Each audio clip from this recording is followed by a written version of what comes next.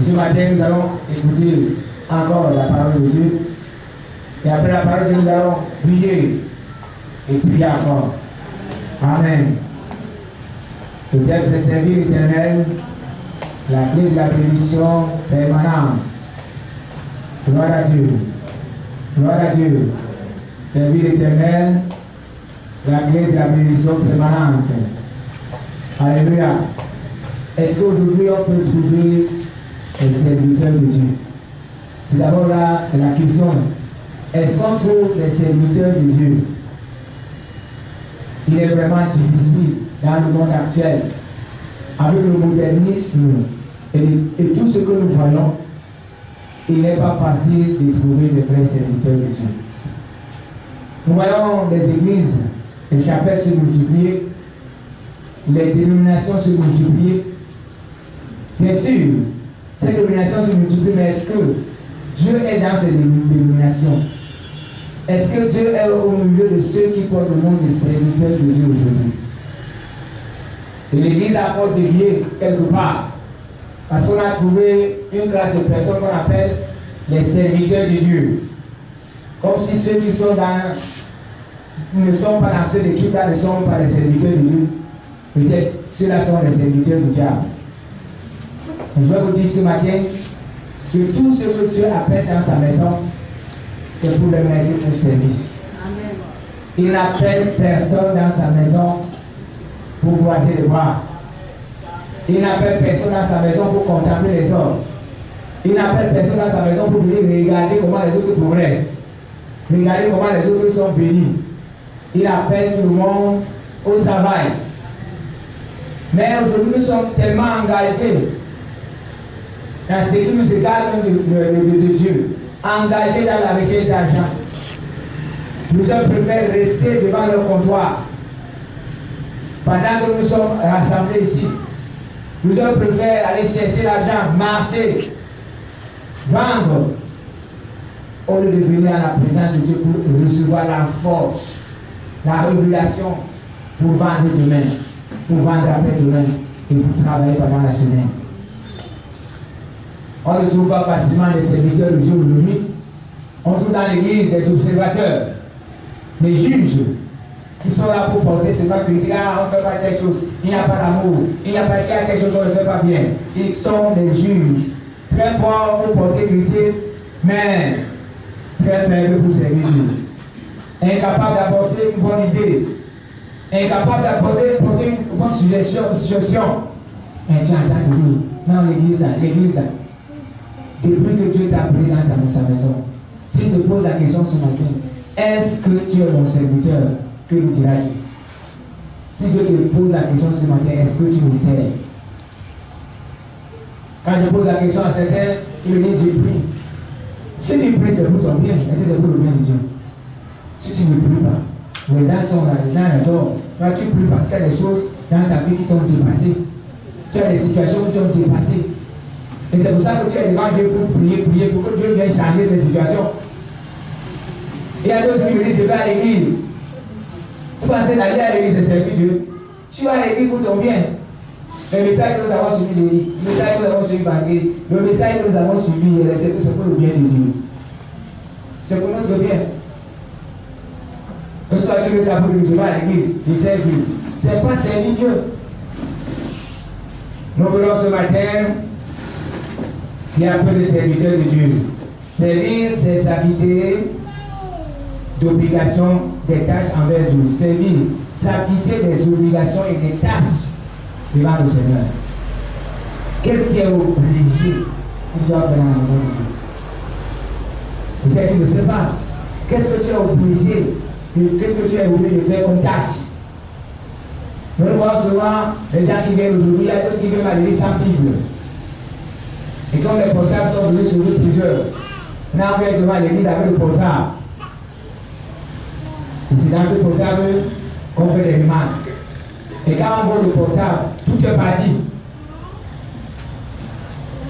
Quand j'ai donné ma vie au Seigneur en 1989, nous étions fiers d'avoir des sacs avec le nom de Jésus-Christ écrit dessus, avec les insignes. avec la parole de Dieu. Et quand on marchait, le côté qui a la parole de Dieu, c'est ce qu'on mettait à gauche ou à droite. Pour que ceux qui voient lisent que Jésus-Christ est Seigneur. Et dans la maison, on mettait la parole de Dieu. Mais aujourd'hui, c'est difficile d'entrer dans une maison et de trouver une Bible. C'est difficile de voir un chrétien avec un sac écrit Jésus t'aime. Tu lui donnes un tricot. Je suis enfant de Dieu, il va garder ça dans la maison. Il ne va pas porter. Ce qui fait que certains enfants de Dieu sont dans les lieux de service. On ne les reconnaît pas comme enfants de Dieu. On ne les reconnaît pas. Et pourtant, pour certains, quand tu arrives dans la lieu de service, tu veux voir le pasteur. On va l'appeler. Même s'il y a 50 pasteurs dedans, parce qu'il y a aussi des pasteurs qui travaillent, mais qui ne se font pas montrer pasteur dans les lieux de service à cause de ce qu'ils font. Mais il y a d'autres qui se le voient, qui disent que non, moi je suis pasteur. Donc, pourquoi vous devez servir Dieu? Si on vous pose la question, je suis sûr que si on pose la question à 5 personnes dans la salle, les 5 personnes ne pourront pas donner une bonne réponse. Si on pose encore une question, pourquoi devrais-je servir? Si on pose la question, pourquoi devrais-je servir le Seigneur? Il y a peu de personnes. Et ne pose pas la dernière question qui est, quand devrais-je servir Dieu? On ne sait quand on doit servir Dieu. On ne sait pourquoi on sert Dieu. Mais vous travaillez dans les entreprises, vous êtes au marché, chacun de vous attend une rémunération par rapport à ce que tu fais. Tu attends un bénéfice. Et c'est pourquoi je dis à mes soeurs qui vendent au marché, si vous n'avez pas de bénéfice, arrêtez de vendre au marché, arrêtez de nourrir les familles. Parce que vous allez vendre au marché, vous allez nourrir les familles, mais vous n'aurez pas de bénéfice, à quoi bon aller au marché? Donc tout ce que nous faisons, un jour j'ai dit à mes enfants que j'ai lu dans la parole de Dieu. Et moi je m'attache à Dieu parce que je vois que ce que Dieu m'a promis dans sa parole, il le fait. Et c'est pour ça que je suis avec Dieu. Si Dieu était un menteur, c'est que je suis parti depuis. Mais Dieu est fidèle à sa parole. Et je leur ai dit que c'est pour ça que c'est Dieu. Je vois le profit, je vois le bénéfice. Et c'est pourquoi quand il reste comme ça, il dit à Dieu, je veux te servir toute ma vie. Je dis, Seigneur, donne-moi encore des années. Pas pour acheter des voitures, pas pour construire des maisons. Il dit que si tu me donnes des années, donne-moi des années pour construire des chapelles. Donne-moi des années pour te servir. Donne-moi des années pour annoncer ta parole, pour que plusieurs entrent dans ta maison. Voilà ce que je demande à Dieu. Et même dans vos prières, vous ne montrez pas la bonne volonté de servir Dieu. La bonne volonté. Comment serez-vous bénis? Comment serez-vous bénis? Servir le Seigneur, matin comme le sert, je vous assure, la bénédiction demeure. La bénédiction nous accompagne. La bénédiction se voit. Ce n'est pas que je suis béni. Même les voisins voient que tu es béni. Ta famille voit que tu es béni. Parce que Dieu n'a pas des aliénés. Quand tu travailles, Dieu te paye et il paye à temps. Quelqu'un peut dire Amen. Amen. Surtout ceux qui sont payés à temps. Est-ce qu'il y en a dans la salle qui sont payés, savent que Dieu les paye à temps? Que ceux-là qui disent Amen. Amen. Vous voyez, nous sommes combien dans la salle? Il n'y a que 5 ou 6 personnes qui ont dit Amen. Parce que les autres voient que depuis que je sais Dieu, mais j'aime quoi? Je n'avance pas. Tu ne progresses pas. Tu ne progresseras pas tant que tu ne serviras pas Dieu. Dieu, la Bible dit que Dieu veille sur sa parole pour l'accomplir. Si Dieu a dit que tu dois te tourner pour lui te donne 10 000, tant que tu ne te tournes pas, il ne te donnera pas 10 000. Si Dieu a dit que la bénédiction viendra quand tu obéiras sa parole, si tu n'obéis pas sa parole, il ne te donnera rien. Tu n'auras rien en sa présence. Parce que sinon, on va prendre Dieu de quelqu'un qui ment. Il a dit que si tu obéis à sa parole, il va te bénir. Quelqu'un d'autre n'obéit pas à sa parole, il te bénit. On va dire que Dieu est menteur. Mais la Bible dit que Dieu ne ment point. C'est pourquoi vous devez aspirer à servir Dieu. Je ne dis pas que vous devez aspirer à être des pasteurs, des prêtres, des diaconesses. Je ne dis pas que vous devez aspirer à vous tenir là devant des hommes pour prêcher l'évangile. Il y a plusieurs qui se tiennent comme ça devant les hommes, mais Dieu ne les connaît pas. Parce qu'ils sont là pour prêcher ce que eux-mêmes ne mettent pas en pratique. Voilà les faux prophètes. Ils ne mettent pas en pratique, mais ils sont là pour lier les cordes sur le cou des gens. Non, ne commettez pas la fornication. Lui qui est devant vous commet la fornication. Ne commettez pas l'adultère. Et lui qui dit il commet l'adultère. Il dit ne volez pas, en état lui-même vole. Quel malheur. Et là, on ne peut pas dire qu'on est en train de servir Dieu. Au lieu de servir, il y a eu une prophétie. Il dit au lieu de servir, non, de servir mon peuple. Vous êtes servis de mon peuple. Les gens qui sont là pour escroquer les enfants de Dieu. Ils portent le nom de pasteur, le nom de prêtre, ils portent le nom de diaconesse, d'anciens de l'église. Mais ils sont là pour escroquer. Ils pensent qu'ils sont en train de servir Dieu. Et ceux qui sont devant, quand on les appelle serviteurs de Dieu, ils sont contents. Parce qu'on les appelle serviteurs de Dieu, mais si c'est Dieu. Posez-leur la question. Est-ce que tu sais Dieu? Il va te dire oui. Tu sais Dieu où? Il va te dire qu'il prêche ici. Il va te dire qu'il prêche sur la chair à Kondi. Il prêche sur une chair peut-être à Échappement. Non. Ce n'est pas la servir Dieu. Donc, nous devons servir Dieu quand, en tout temps, on ne doit pas choisir une saison. On ne doit pas choisir un jour. Nous devons servir Dieu tous les jours. Comme nous avons envie de manger tous les jours, nous devons aspirer servir Dieu tous les jours. Amen. Avant de quitter, de déposer le micro, je vais vous montrer dans quel domaine on peut servir Dieu. La Bible dit dans Deutéronome 13, 4 et 2, vous irez après l'Éternel votre Dieu et vous le craindrez. Vous observerez ses commandements et vous obéirez à sa voix. Vous le servirez et vous attacherez à lui. Servir Dieu et s'attacher à lui, c'est deux choses. S'attacher à quelqu'un parce qu'il est peut-être votre ami. Et servir cet ami, c'est deux choses différentes. Les chrétiens sont devenus aujourd'hui comme les enfants que nous gardons dans nos maisons. Il y a certains enfants qui sont dans les maisons. Ils ne font absolument rien. Leur travail, c'est seulement maman, la nourriture est prête. Ils mangent, ils sortent. Ils ne lavent pas la maison. Ils ne lavent même pas ses habits. Pour qu'il lave ses habits, il faut qu'on lui demande de les laver. Les mamans, vous êtes là. Je suis sûr que vous avez ce type d'enfants à la maison. Les enfants qui sont là, qui attendent seulement que la nourriture soit prête.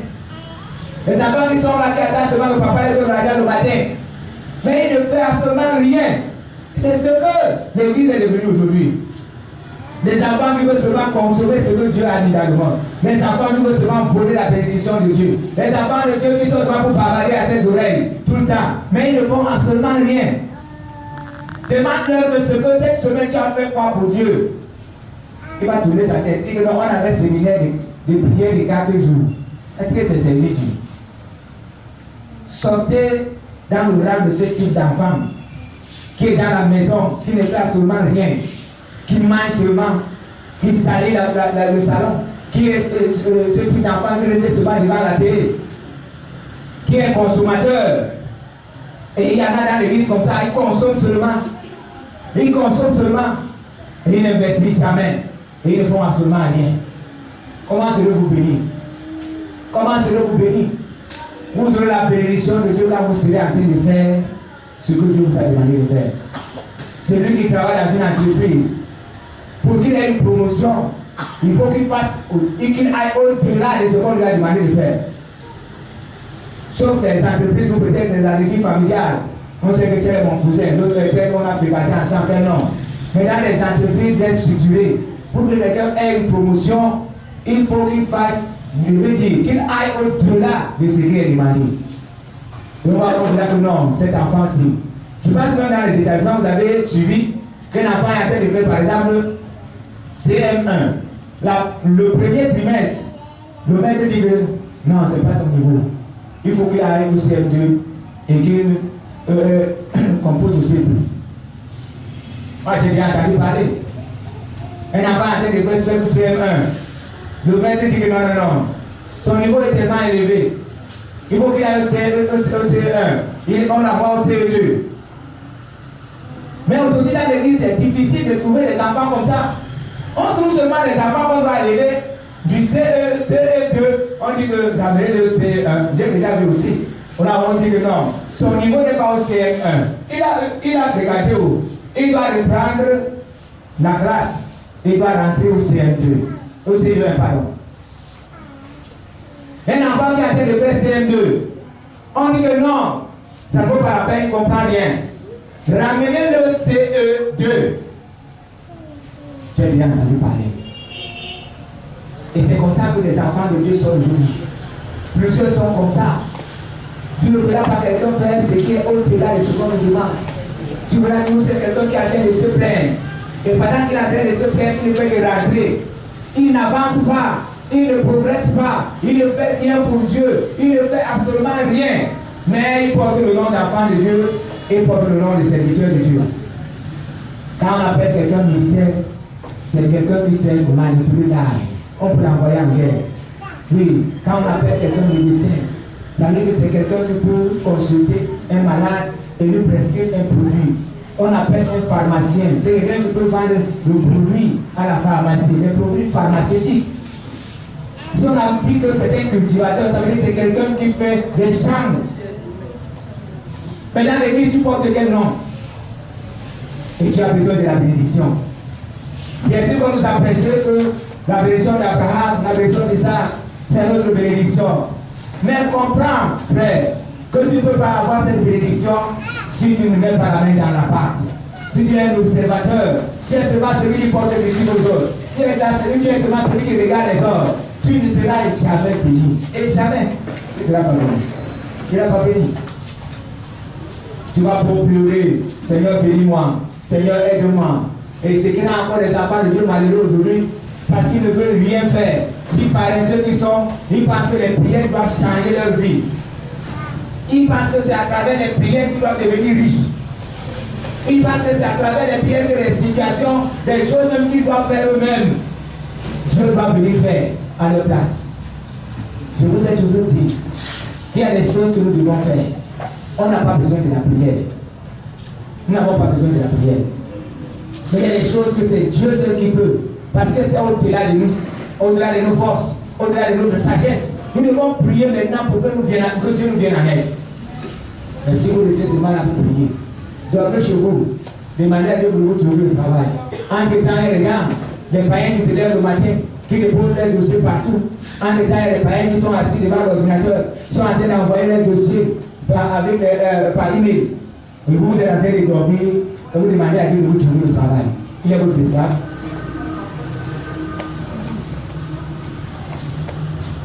Faites ce que Dieu vous demande. Dieu peut vous donner le travail. Si aujourd'hui vous êtes engagé et Dieu voit un besoin, et Dieu voit que vous voulez évangéliser, vous voulez aller très loin, Dieu peut ouvrir une porte, il vous donne le travail et ce salaire vous permet d'aller très loin.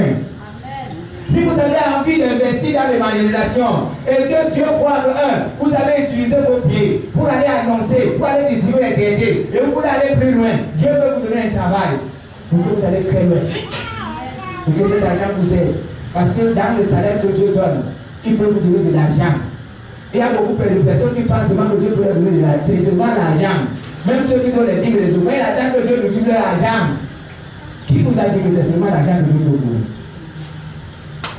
Vous pouvez donner les dîmes et les offrandes, mais Dieu décide de bénir vos enfants. Amen. Alléluia. Amen. Et il sait que ces enfants prendront soin de vous. J'ai rencontré une soeur dernièrement qui était ici, qui est dans cette église. Pendant que nous étions en train de poser, elle me dit que son salaire c'est 180 000. Mais elle ne veut même pas être responsable, elle veut être bien, elle est bien là où elle est. Pourquoi? Parce que sa fille qui travaille, et sa fille gagne 300 000. Elle me dit que chaque fin du mois, son enfant lui donne 100 000. Vous voyez? Elle a 280 000 francs qu'elle gère chaque mois. Mon ami, si tu as comme ça 5 enfants qui te donnent 500 000, ça va faire combien? Est-ce que tu vas à côté de lui le matin pour aller travailler? tu vas dire que ça suffit. Tu vas dire que ça suffit. C'est pourquoi ne comptez pas seulement sur l'argent, que comme j'ai donné, Dieu va me donner l'argent. Tu peux donner de l'argent, Dieu te donne l'intérêt. C'est comme ça que Dieu intervient. Entrez seulement dans le service. Si vous ne savez pas ce que vous devez faire, demandez à Dieu et contemplez le Seigneur, priez le Seigneur, priez le Seigneur. Dans la maison de Dieu, il y a beaucoup de places vides. Il y a un certain qui occupe des places inutilement. Que si Dieu descend, il va leur dire que quittez de là. Vous faites quoi ici? Parce qu'il y a d'autres personnes qui peuvent se lever dans la foule et prendre ces places et faire mieux que ceux qui sont assis à ces places-là.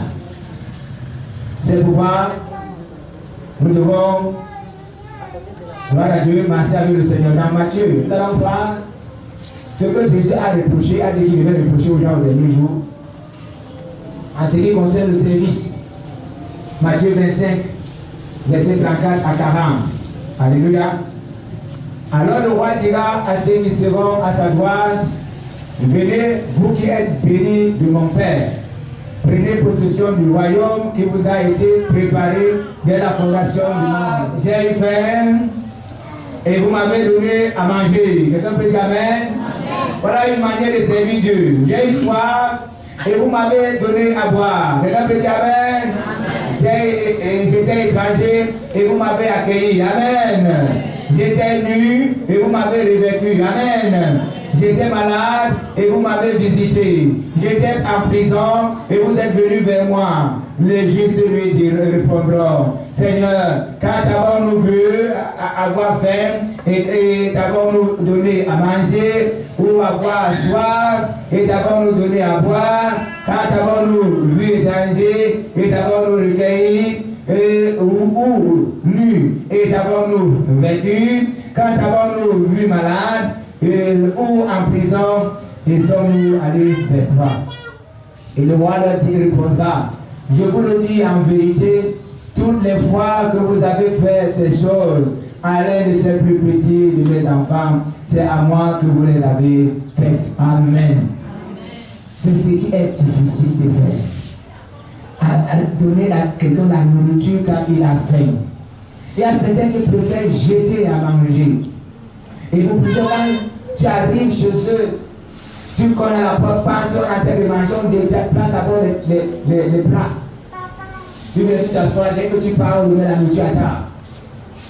Et ils aiment faire. Et ceux qui te donnent visite, tu ne sais pas pourquoi ils viennent. Ils peuvent venir ce soir parce que Dieu leur a envoyé, parce qu'il sait qu'il a mangé là-bas. Et quand le frère vient, toi tu as de prier, tu dois partir, parce que tu veux manger. Tu veux que Dieu te bénisse comment? Et il dit, j'ai faim, vous m'avez donné à manger. J'ai eu soif, vous m'avez donné à boire. Alléluia. J'étais étranger. Combien aujourd'hui ne parviennent pas à accepter les étrangers chez eux? Quand quelqu'un entre seulement, la manière que tu regardes la personne montre à la personne que tu ne pouvais pas la voir. Et il dit, j'étais étranger. Et il continue à dire, j'étais nu. Combien parmi vous sont prêts à avertir les autres? Quand même on vous demande d'apporter des amis ici, pour ceux qui pour aider les pauvres, vous apportez ce qui ne vous sert pas, vous apportez des haillons. Et quand on les voit, on ne peut même pas donner à quelqu'un. Et vous avez besoin que Dieu vous bénisse comment? Les frères sont en prison, vos cousins sont en prison, vous ne les rendez jamais visite. C'est quand ils sortent que vous commencez à dire Alléluia, Amen, notre Dieu a répondu à nos prières. Il y a d'autres qui disent même que non, comme il a voulu, qu'il aille en prison, qu'il meure même là-bas. Jésus dit alors qu'il était en prison, vous n'êtes pas venu lui rendre visite. C'est des choses qui sont compliquées. Il dit j'étais malade. Combien parmi vous se soucient aujourd'hui des personnes malades? Combien parmi vous se soucient aujourd'hui de ceux qui perdent un membre de famille? Et quand quelqu'un perd un membre de famille, tu ne restes avec cette personne pendant 4 heures. Combien vont à la mort aujourd'hui assister les frères et sœurs qui ont perdu leur femme? Aujourd'hui, on lance des appels. J'ai vu des gens passer à lancer l'appel. Ils demandent au pasteur que j'ai besoin de quelqu'un pour aller prêcher à la mort. Il n'a trouvé personne. Personne n'a répondu. Et je n'ai même pas que quelqu'un réagit pour dire que j'ai de l'argent pour donner à ce frère. Mais je rends grâce à Dieu parce qu'il a touché mon cœur. Personne. Et moi, je prie toujours de me rendre sensible à des choses pareilles. Sensible. Et ce pasteur, moi, je n'ai jamais travaillé avec lui. Mais j'ai toujours entendu parler de lui. Quand j'ai appris qu'il a perdu un enfant de 22 ans, j'ai été touché. Et j'ai dit, il faut que je fasse un geste. Ça parce que c'est mon collaborateur, on travaille ensemble, non. Mais parce que j'ai le souci de quelqu'un qui est dans l'épreuve. Vous êtes là ce matin, si vous n'avez jamais perdu un enfant. Si quelqu'un perd un enfant, il ne faut pas être touché. C'est parce que ceux qui ont perdu leurs parents, quand ils entendent aujourd'hui que quelqu'un a perdu son père, quelqu'un a perdu sa mère, il sait quelle épreuve cette personne-là. C'est lui qui a déjà perdu sa femme. Quand il entend que quelqu'un d'autre a perdu une femme, il sent le poids de celui-là porte. Mais pour vous qui n'avez pas encore eu ces épreuves, vous pouvez vous réjouir que quand on dit quelqu'un est malade, quelqu'un est à l'hôpital, quelqu'un, vous vous en foutez. Mais comprenez qu'un jour, ces choses vont vous arriver. Et si vous avez refusé d'aider les hommes, Dieu fermera les cœurs des enfants de Dieu. Vous allez dire que dans l'église, il n'y a pas d'amour. Vous allez dire que dans l'église, on ne fait rien. On ne s'occupe pas de ça. Vous serez devant votre corps. Mais personne ne viendra. Pourquoi? Parce que vous avez fait ça. Vous avez tant fait ça. Nous devons nous lever pour servir le Seigneur. Parce que c'est dans le service que nous serons bénis. Et si tu arrêtes de servir, Dieu ne va pas continuer à te bénir. Non. C'est dans le service permanent. C'est ça la clé. Et par exemple, tu commences aujourd'hui, tu es serviteur, après tu assois, commences à boire ton alcool et tout, tu commences à chercher les femmes, tu dis que j'ai servi, Dieu va continuer à m'aider. Non. Allez lire la Bible. Allez lire la Bible. Donc, j'ai dit que les gens sont sur le service de Dieu, c'est se tenir devant les hommes. C'est pas ça. Et il y a d'autres qui sont là qui veulent que Dieu leur donne toutes les choses d'aujourd'hui. Ah non, non, il faut qu'il me donne tout. Il faut qu'il me donne tout. Je dis, si Dieu te donne tout, tu ne gardes pas l'église. Tu ne gardes plus. J'avais un directeur technique et il était le beau de mon cousin. On se connaissait très bien. Maman, j'allais dans son bureau, il lui disait, mais mon beau, mais donne-moi si à manger. Si on t'avait là où tu es maintenant, mais qui va conduire là? Donne-moi aussi, tu es là. Il me dit, mon beau, si je résous tous tes problèmes, tu n'as plus besoin de moi. Il faut que je garde une partie. Si je résous tous tes problèmes, tu ne viendras plus me voir. Et ma chance pour lui, il a été licencié, il m'a réduit. Donc, il y a des gens qui pensent comme ça que Dieu va les donner. Il a fait de prier, il demande l'avion, il demande l'aéroport, il demande ceci, il demande l'argent. Regardez les pays qui sont riches. Dieu est méprisé dans ce pays. Dans ces pays, il dit Dieu est chassé. Et c'est ce qu'on a fait nous amener dans notre pays, au Cameroun. Et entre-temps, ils se moquent de nous. Il faut attendre ce que les femmes disent de nous qui sommes des chrétiens au Cameroun. En Afrique, je veux dire, ils se moquent de nous. Parce qu'ils ont de l'argent.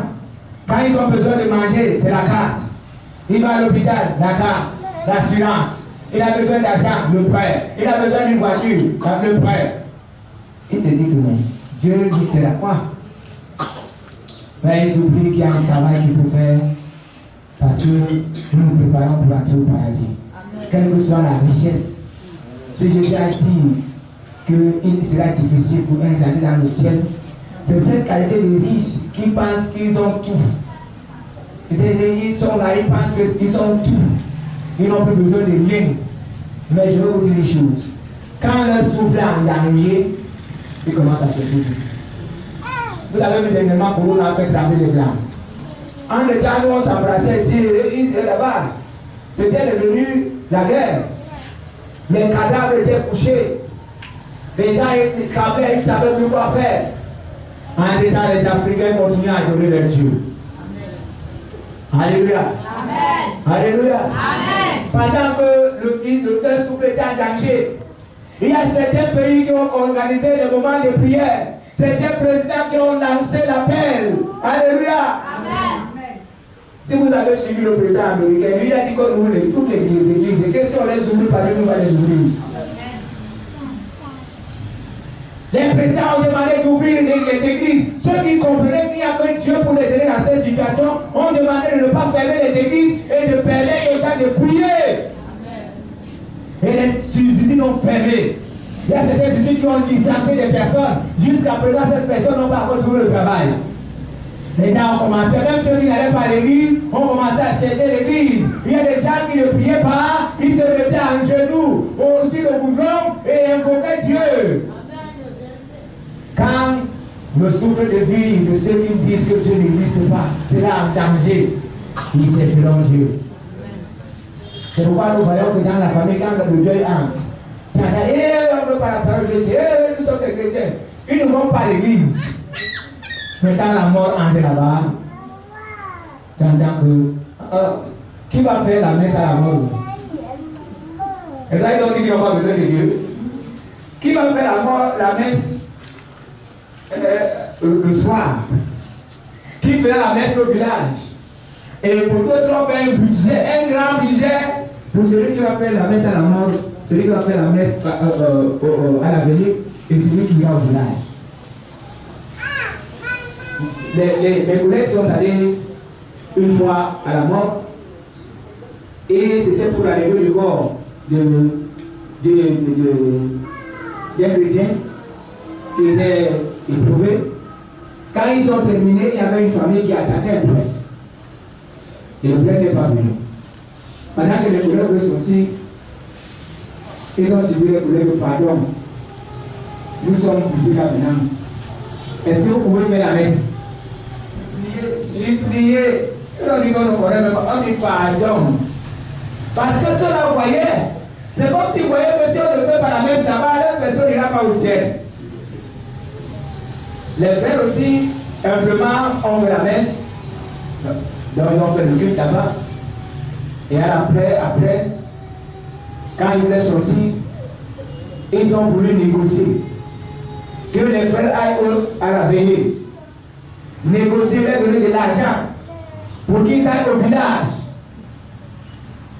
Les frères leur ont dit, ce que nous avons fait suffit. Nous n'avons pas besoin d'argent. Ce que nous avons fait suffit. Et voilà comment les gens s'est cherché Dieu quand il a mort de là. Non, cherchons Dieu pendant qu'il se trouve. Alléluia. Alléluia. Dans le livre de 1 Corinthiens chapitre 12, verset 14 à 31. Pour les gens qui pensent, comme je disais aujourd'hui, on a focalisé le regard seulement sur les gens qu'on appelle serviteurs de Dieu à l'église. Mais on oublie que les serviteurs de Dieu, c'est tous ceux qui sont au service du maître. Et nous allons voir, c'est là où je disais que l'église a dévié. Si aujourd'hui on a choisi une classe de personnes, cette classe qu'on appelle serviteurs, l'église a vraiment dévié, l'église a échoué. Nous voyons dans le livre 1 Corinthiens 12, 14, 31. Ainsi, le corps n'est pas un seul membre, mais il est formé de plusieurs membres. Si le pied disait, parce que je ne suis pas une main, je ne suis pas du corps, ne serait-il pas du corps pour cela? Et si l'oreille disait, parce que je ne suis pas un œil, et je ne suis pas du corps, ne serait-il pas du corps pour cela? Si tout le corps était œil, où serait de l'huile? S'il était tout, oui, où serait l'odorat? Maintenant, Dieu a placé chacun des membres dans le corps comme il a voulu. Si tous étaient un seul membre, où serait le corps? Maintenant donc, il y a plusieurs membres et un seul corps. Ne regardez pas seulement ceux qui se tiennent devant vous. Si vous êtes dans la maison de Dieu et que Dieu vous a choisi pour nettoyer la salle, soyez fidèles dans ce travail. Si Dieu vous a choisi comme chantre, soyez fidèles et soyez à votre poste. Si vous a choisi comme musicien, soyez à votre poste. Si vous a choisi comme quelqu'un qui investit, parce qu'il y a certaines personnes que Dieu a pris dans l'église pour investir, pour que l'évangile aille loin, mettez-vous à votre poste. Ne dites pas que non, je ne suis pas pasteur.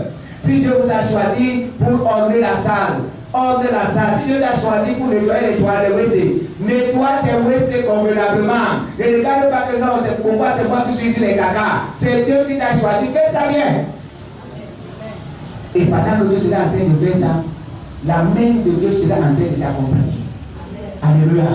La main de Dieu sera en train de t'accompagner. Vous avez beaucoup de choses dans votre tête. Mais vous utilisez ces choses seulement dans le monde.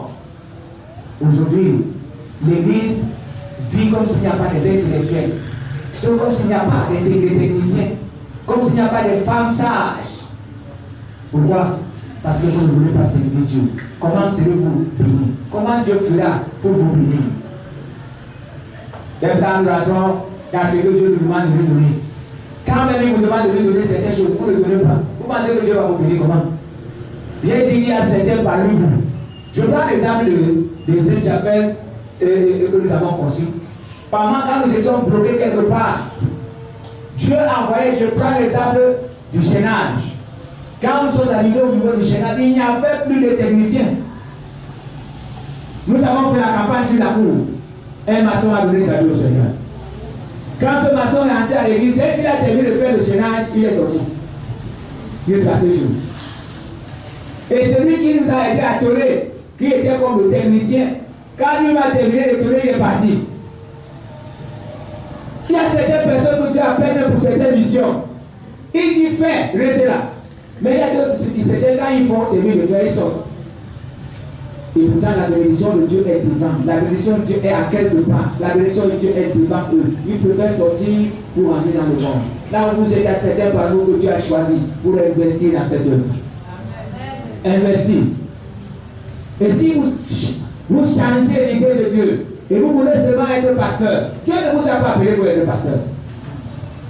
Quand Dieu m'a appelé, il m'a dit, tu es mon serviteur. Avant que je sois ordonné comme pasteur par les hommes, dans ses rêves, l'ange a appelé un pasteur, il a dit, ordonne-moi ce garçon pasteur.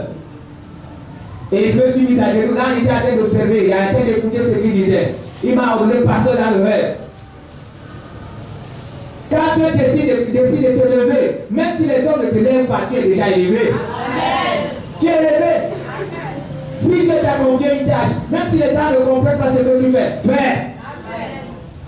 Après, ils comprendront. Amen. Ils comprendront. Ne me dis pas que non, c'est moi seul qui dois investir dans l'église, c'est à cause de moi. Non. Si c'est toi que Dieu a choisi, investis.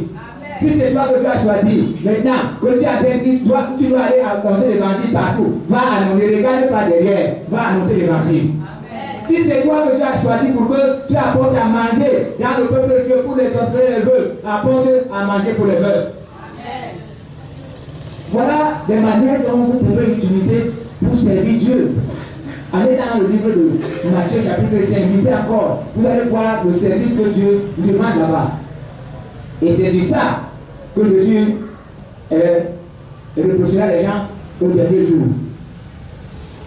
Chacun peut servir Dieu à son niveau. Est-ce que les gens peuvent dire Amen? Amen. Chacun peut servir Dieu à son niveau. Je dis bien à son niveau. Les gens regardent seulement que non, je ne suis pas pasteur. Et on a tourné les regards, les chrétiens tout seulement les regards sur le pasteur. Oh, on veut construire la maison, le pasteur. Oh, on veut acheter les tôles, le pasteur. On veut faire ceci, le pasteur. On veut... Non, cessez de surcharger aussi le pasteur. Prenez les choses en main, que le pasteur voit aussi comment les choses marchent. Prenez les choses en main. Apportez des propositions. Vous avez beaucoup de choses dans la tête. Servez Dieu avec votre sagesse. Servez Dieu avec votre diplôme. Servez Dieu avec votre argent. Servez Dieu avec votre corps. Si Dieu vous donne encore la santé, n'attendez pas quand vous serez malade. En train de croire comme ça, vous dites Seigneur, guéris-moi, je vais te servir. C'est d'abord Dieu avec un corps sain aujourd'hui. Avec un corps sain. Commence par dire non. C'est quand tu vas commencer à boire avec la canne. Oh Seigneur, si tu avais la force, il va monter les collines. Quand tu avais cette force, tu as monté les collines. Et tu auras besoin à ce moment que Dieu te guérisse. Et moi je crois que si aujourd'hui tu sais Dieu, et que tout le monde est brûlé avec ta force, avec tout ce que Dieu t'a donné. Tu seras pendant ta vieillesse comme une biche, qui ont une biche qui souffre. Tu marcheras partout, tu ne marcheras pas avec le bâton, parce que la bénédiction de Dieu t'accompagnera. Parce que c'est qui ont travaillé pour l'évangile. Et j'ai toujours dit, à travers ce que Dieu a fait dans ma vie, je vous dis que Dieu n'est pas un menteur. Et je vous dis que Dieu paie ses ouvriers à temps. Chez Dieu, il n'y a pas d'arrivée. Mais il veille sur sa parole pour l'accomplir.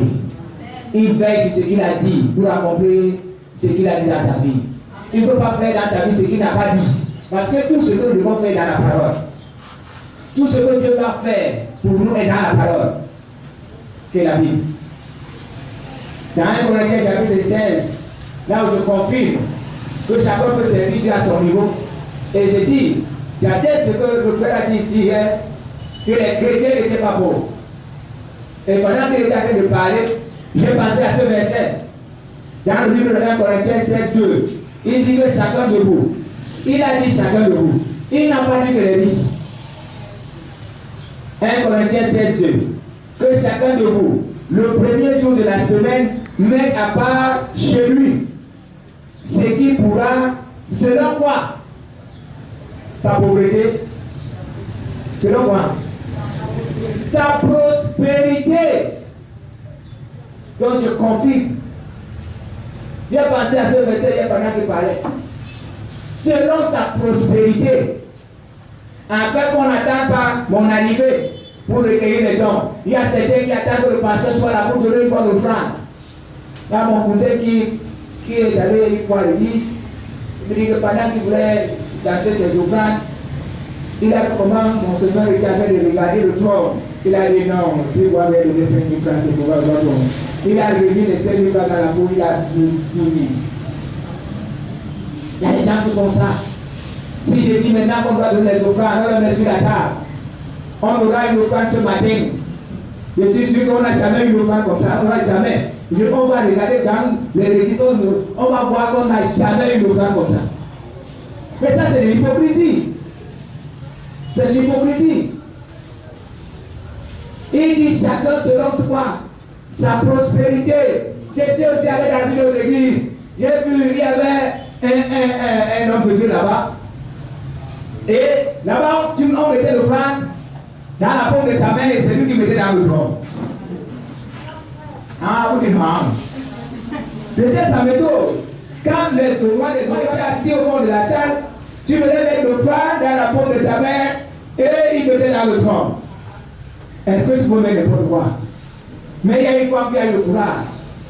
Elle est allée jeter 100 francs. Elle a mis les 100 francs à l'offrande. Quand le temps des offrandes est passé, il est monté sur la chaîne et il connaissait le nom de la femme. Il a appelé la femme. Il a dit, tu vas le poisson au marché central. Viens prendre les 100 francs. Ce n'est pas toi qui vas donner 100 francs à Dieu. Je ne sais pas si après le culte, elle est montée prendre ses 100 francs. Mais pendant le culte, elle n'est pas montée. Mais il avait mis ses 100 francs à côté. Chacun selon sa prospérité. Sa prospérité. Donc chacun prospérait. Chacun prospérait. Quelle est cette église où les gens ne prospèrent pas? Allez, ce matin, faites le tour du quartier, vous allez trouver. C'est comme hier quand nous sommes sortis ici. Je me suis dirigé vers le frère. J'allais voir le frère Hubert. Je suis arrivé quelque part. J'ai trouvé les motos alignés. J'ai dit, hey, on sait que les gens sont rassemblés là. Allez dans certains endroits, maintenant tu vas trouver, vous allez trouver les voitures alignées. On sait que les gens sont rassemblés là-bas. Mais allez là où les églises, les enfants, ceux qui sont enfants de Dieu, quand ils sont rassemblés, c'est le bruit qui veut savoir les gens qui sont là. Vous pensez que c'est parce que Dieu est mauvais? C'est le bruit des baffes. Le bruit des baffes. C'est ce qui fait savoir aux gens que ces enfants-là sont là. Regardez le dehors. Rien ne vous prouve qu'ils sont rassemblés. Ceci va nous faire réfléchir. Quelqu'un va me dire que non, parce que c'est la boule. Qui t'a dit? Ce n'est pas tous ceux qui ont des voitures qui volent. Il y a certains qui ont fréquenté, qui travaillent, qui ont un bon salaire et qui peuvent prendre de bons crédits. Pendant que les autres fréquentent, toi, tu ne peux pas fréquenter.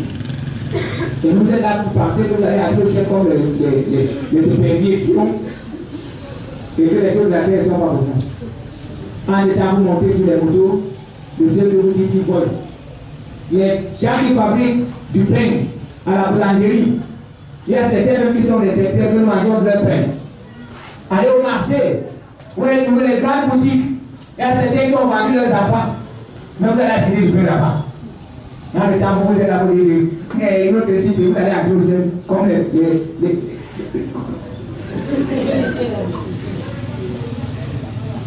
tout ça, c'est parce que nous ne servons pas Dieu. Nous sommes engagés dans nos affaires. Personne n'a un plan pour Dieu. Qui a un plan pour Dieu? Personne. Personne n'a un plan. Mais allez dans le monde et le voir. C'est mon bien quand ils mettent de l'argent comme ça, ils commencent à réfléchir. Qu'est-ce que je dois faire? Je dois acheter une moto. Je prends une moto à 900 000 francs à crédit. Je peux conduire. Chaque mois, je donne 18 000. Il prend la moto à crédit. Et le voilà sur la moto. Et finalement, il donne ses 18 000 francs pour acheter la moto. Demande à un chrétien de faire ça. Il dit non, frère, je vais prier le Seigneur. Va prier. Prie encore. Continue. Dans le temps, vous les voyez le matin, ils montent. Quand il pleut, ils sont sur la pluie. Mais le chrétien a des doigts, il dit Seigneur, tu es seulement bon pour moi. En décembre, le païen, il est courir sous la pluie, il a été chercher la jambe. Et le service que Dieu vous demande de faire dans sa maison, la sagesse que vous avez, vous qui travaillez sur Internet, regardez ce que le frère a fait ces derniers temps. Il a mis sa connaissance en jeu. Et aujourd'hui, les gens nous suivent de loin. Nos frères qui sont hors du pays nous suivent. Pendant que je suis en train de parler, ils sont en train de suivre. Et s'ils sont en train de suivre, ils peuvent lever les mains pour dire Alléluia. Et ça, c'est le travail de notre frère Québec. Il est en train de mettre en pratique et à mettre en œuvre ce qu'il a appris, ce qu'il connaît. Et là où il ne connaît pas, il demande. Même si c'est un païen qui sait manipuler, qui sait faire, il va demander conseil. Et c'est en faisant ça qu'il est arrivé là où il est. Et si toi, on te demande, et vous que tu es ici, qu'est-ce que tu as apporté de nouveau? Qu'est-ce que tu as apporté de nouveau? Ici, tu vas me dire que tu as déjà fait 50 ans dans la foi. Tu vas me dire que tu as déjà fait 30 ans.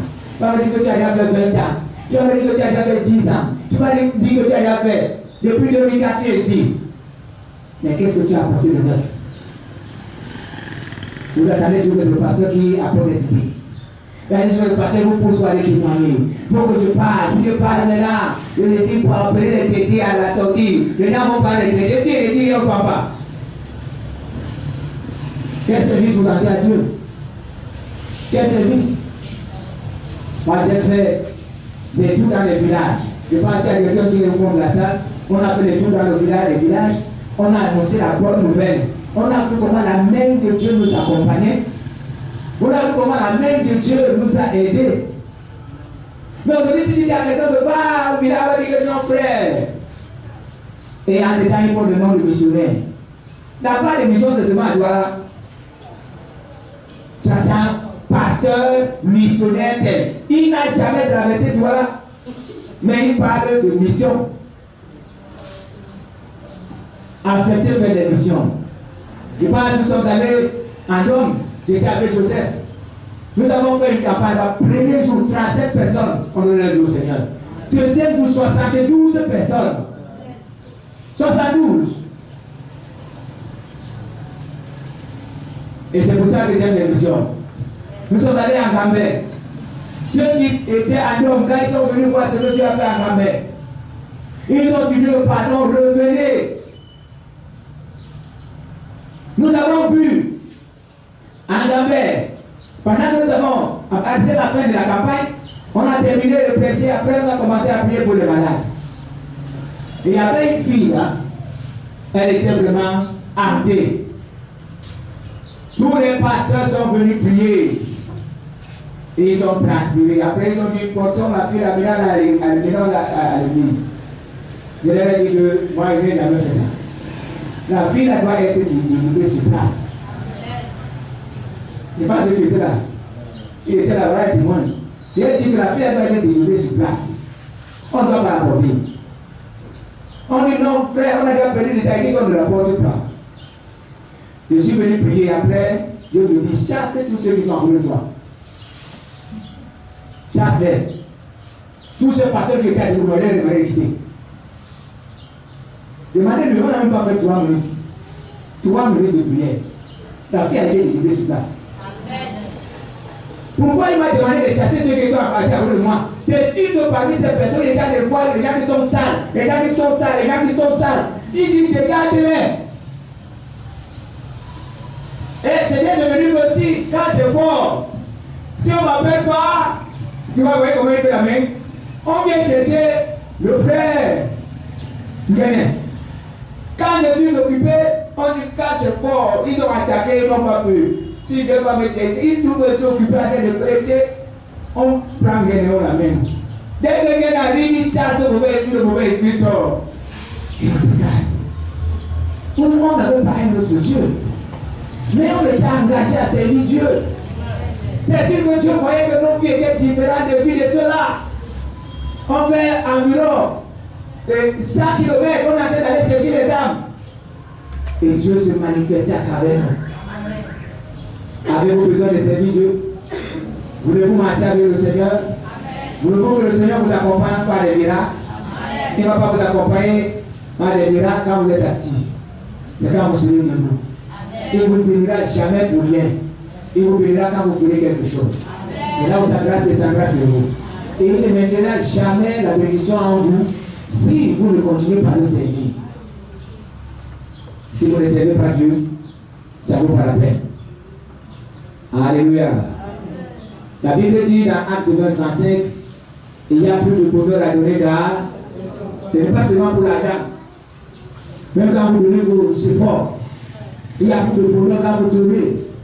Que ce soit votre argent, que ce soit votre effort. Dans ce que vous faites, donnez. Donnez. Et le Seigneur vous donnera plus. Il y a plus de bonheur à donner.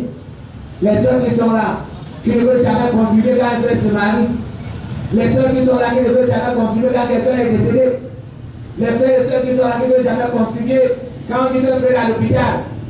Nous avons vu aujourd'hui que Jésus dira, j'étais à l'hôpital, je n'ai pas venu dans la visite. J'étais malade, je n'ai pas venu dans la visite. J'étais en prison, je n'ai pas venu dans la visite. J'avais fait quoi pas venir à manger. La clé de la bénédiction. Exode 23, 24 à 30.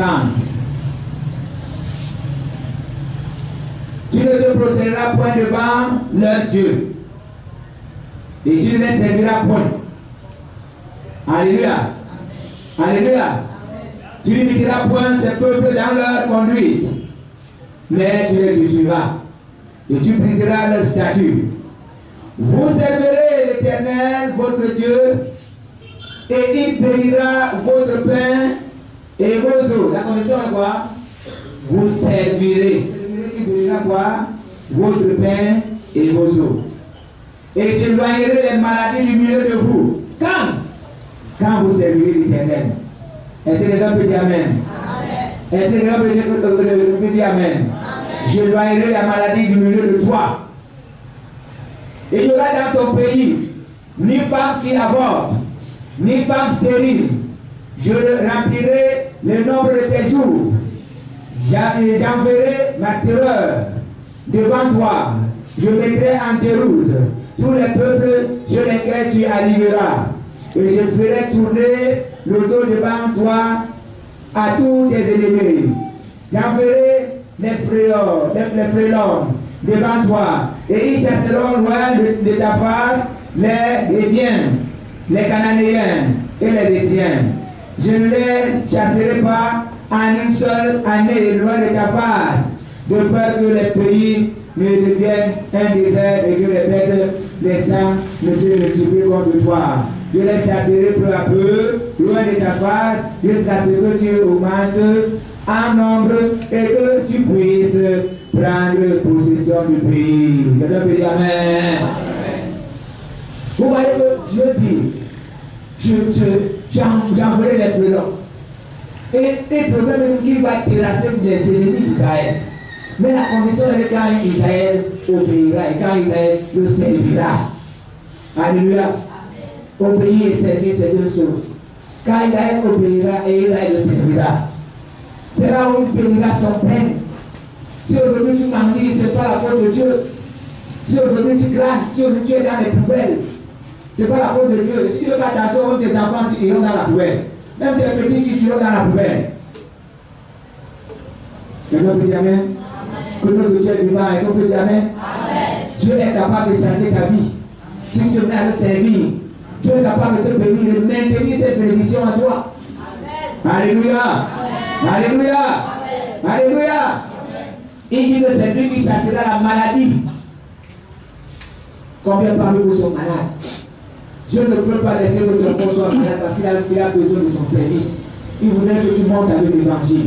Il voudrait que tu descendes avec l'évangile. Dieu ne peut non plus souhaiter que tu sois pauvre. Parce qu'il faut contribuer pour l'évangélisation. Il faut contribuer pour la construction de la chapelle. Il faut contribuer pour l'achat des terrains. Il faut contribuer pour les veuves et les orphelins. Dieu, de son besoin, je veux dire, le souhait de Dieu est que tu sois béni. Alléluia. Alléluia. Alléluia. Est-ce qu'aujourd'hui, quand on parle des gens du quartier, ils n'ont plus d'appeler? Et à certains parcours qui sont dans les quartiers, on ne les connaît même pas. C'est le jour où ils ont un problème, on va dire, il n'y a pas une personne dans la maison là. Mais il faut que dans le quartier, on parle de toi. Et quand les gens sont rassemblés, que les gens passent des commentaires. Nous avons vu quelqu'un là-bas qui a dit dans ce quartier, s'il y avait une pick-up. Et aujourd'hui, il a construit une belle maison. Et ce monsieur a train d'avancer, cette femme a train d'avancer. Elle a déjà la voiture. Donc vous aurez tout ça quand? Si vous ne voulez pas servir Dieu. Vous aurez tout ça quand? Dans le monde, vous n'êtes pas battant. Et si dans l'église, vous n'êtes pas battant, vous aurez tout ça quand? Quand est-ce que Dieu permettra que la bénédiction soit en vous en permanence? Quand? Non. Que Dieu vous aide. Est-ce que quand la famille est rassemblée, nous passe à vous? Elle va quand on prononce son nom, on dit ah. Mais il faut que l'année prochaine, quand la famille sera rassemblée, qu'on parle de toi. Alors c'est quand tu seras là, tu vas contribuer 25 000. Alléluia. On a pris quand tu vas payer 2500. Et après, il t'a dit comment la vie dit, mais tu es chrétien de ton Dieu. Il faut que l'année prochaine, à cette époque, quand tu iras à la réunion familiale, quand tu auras un problème dans la famille, on ne va pas conclure 25 000, tu vas donner 25 000. Et que les gens comprennent que ta vie a changé. Vous n'écoutez pas la parole de Dieu pour la garder, vous écoutez la parole pour la mettre en pratique. Quelqu'un peut dire Amen. Quelqu'un peut dire Amen. Que le Seigneur vous bénisse. Et que le Seigneur vous accompagne. Et que vous mettez à servir le Seigneur. Pas seulement aspirer à devenir des pasteurs et des prêtres, mais il y a des petites choses que Dieu demande de faire dans sa maison. Il y a des petites choses que Dieu demande de faire au quartier. Des choses que Dieu demande de faire dans les prisons. Mais Dieu, je connais une soeur qui prépare souvent la nourriture. Elle prépare la nourriture, une marmite de corps avec le manioc. Elle s'en va à la prison de Lebel. Elle voit le régisseur. Elle dit qu'elle est venue donner la nourriture aux prisonniers. Et on l'a fait entrer. Elle a négocié que quand elle peut aller, pour aller avant, si tu veux le faire. Tu vas avant, tu vois le régisseur, tu dis que tu veux venir avec la nourriture. Tu veux venir avec du pain. On va te donner l'occasion de leur donner à manger. Allez même dans les cellules qui sont au quartier, dans les commissariats et les gendarmeries, il y a souvent des prisonniers là-bas dedans. Il y a avec du pain, on dit qu'il y a des prisonniers ici. Je viens avec du pain. Un pain chargé, on va vous demander de goûter tout le pain. J'ai fait ça dans un commissariat. Je suis arrivé là-bas avec des beignets. On m'a demandé de goûter tous les beignets. C'est le travail, hein. Je vais goûter tous les beignets avant de terminer. Et ça fait où il est goûter. Allez goûter tous les beignets. Parce qu'ils ont peur que je vienne les empoisonner. Ils ont raison d'une part. Allez voir les malheureux. Faites un groupe de personnes Tu peux aller dans les hôpitaux pour aider les gens, pour distribuer de l'eau à boire, pour distribuer les savons en poudre. Qu'est-ce qui vous empêche de le faire? Et tout ce que vous ferez, comprenez que Dieu vous bénira. Vous ne perdez absolument rien.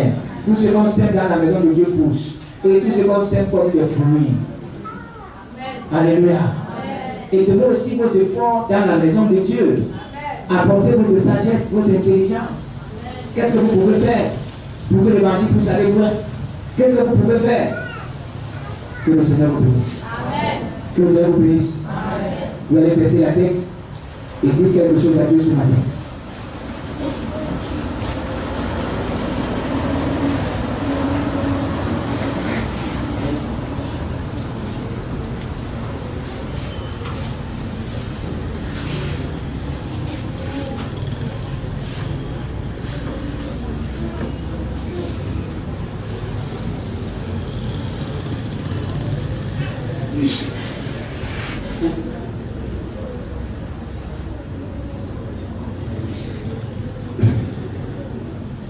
Dis quelque chose à Dieu par rapport à ce que tu as entendu. Est-ce que tu as une décision que tu voudrais prendre ce matin? Est-ce que tu voudrais que le Seigneur t'accompagne dans ce que tu fais? Commence à prier le Seigneur. Montre-lui la paresse, la négligence. Montre-lui les années que tu as passées dans la foi. Jusqu'à présent, tu ne fais absolument rien dans sa maison. Aujourd'hui, il nous a parlé du service de Dieu. La clé d'une bénédiction permanente. La clé, c'est Dieu. La clé d'une bénédiction permanente. Prie le Seigneur au nom de Jésus-Christ. Dis à Dieu, Seigneur, j'ai passé mon temps à l'église. J'ai passé mon temps dans la négligence. J'ai passé mon temps dans la paresse. J'ai passé mon temps à regarder, à observer, à porter critique. Dis à Dieu, j'ai passé mon temps à porter critique au pasteur, aux chantres, aux musiciens. J'ai passé mon temps à porter critique aux serviteurs de Dieu. J'ai passé mon temps à porter critique aux groupes de femmes. Et voilà Dieu l'éternel ce matin. Mon frère, prie le Seigneur, ne fais pas ta bouche. Nous avons appris également que nous ne devons pas fermer nos bouches. Parce que nous devons recevoir les choses que nous déclarons. Moi, je n'ai pas oublié cette parole.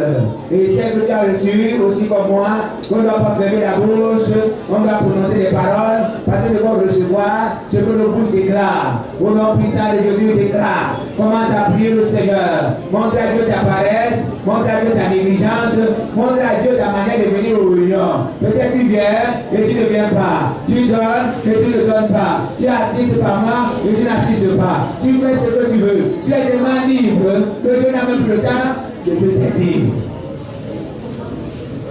Prie le Seigneur, Seigneur, demande au Seigneur. Demande au Seigneur de t'aider. Demande au Seigneur de t'aider. Demande au Seigneur de te venir en aide. Demande au Seigneur de te venir en aide. Tu es le Dieu qui te satisfait, Seigneur. Tu es le Dieu qui est le même. Le Dieu qui est au-dessus de toutes choses. Le Dieu qui est au-dessus de tout pouvoir. Seigneur, Dieu a notre secours. Nous avons perdu de temps dans ta maison. Nous n'avons pas fait ce qu'il fallait. Nous n'avons pas fait ce qu'il fallait. Mon Dieu, l'église ressemble aujourd'hui à une réunion qui n'a pas de personne, à une réunion qui n'a pas de Dieu, qui n'a pas de Dieu qui peut le conduire. Mon Dieu, je te supplie, pendant que nous sommes devant toi, mon Dieu assis. Il y a plusieurs qui ont reconnu, qui sont dans ta maison et ils occupent les places en vain. Mon Dieu, je t'en supplie, on ne peut gagner en travaillant, on ne peut gagner en servant. Je prie, Seigneur, notre Dieu, de nous venir en aide. Seigneur, je te supplie, tu es Dieu. Alléluia, Seigneur. Ton nom est